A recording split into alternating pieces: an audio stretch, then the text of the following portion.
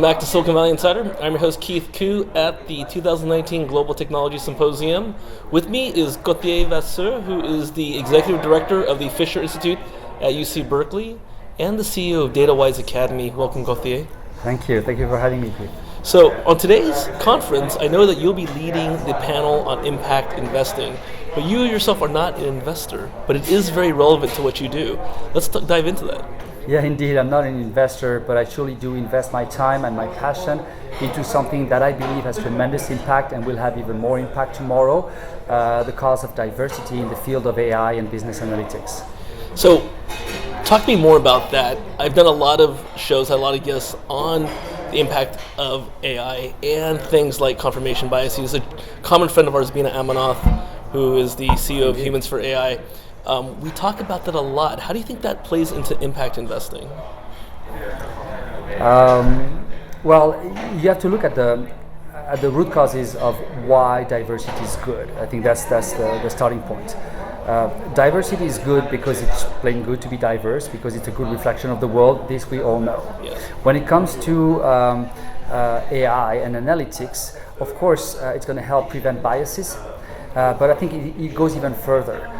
The beginning of any AI initiative or any analytics initiative starts with a business question and finishes with an action. I mean, data is just the mean to an end, connects the question to the decision. And more, questions are becoming more complex. And if you're not able to capture the diversity of the world, your questions are going to be heavily biased or not exactly on target, not focused, and limited to what you know. Diversity plays a big role at that very stage, saying if we bring enough good brains, diverse brains to make that question, we will have a better chance to hit the right targets. What are some solutions you're seeing that actually works? And let me give you an example. I come in at technology and banking.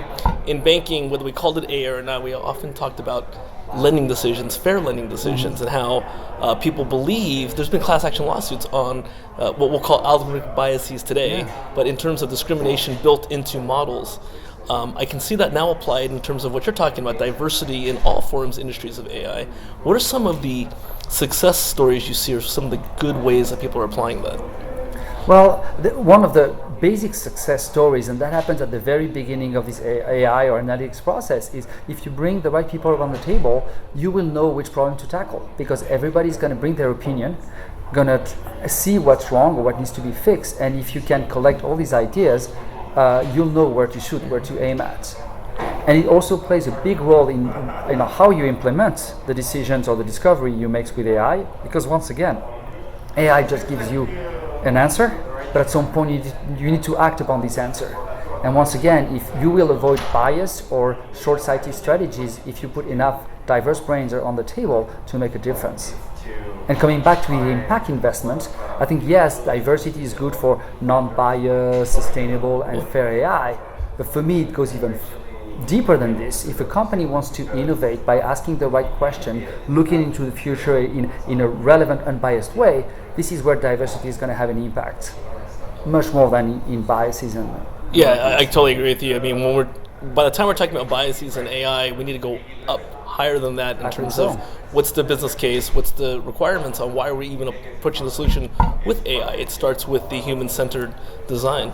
And it's something I have experimented in companies in two shapes. I went to companies in Silicon Valley where the mandate was like, you got to hire top performers of the top classes.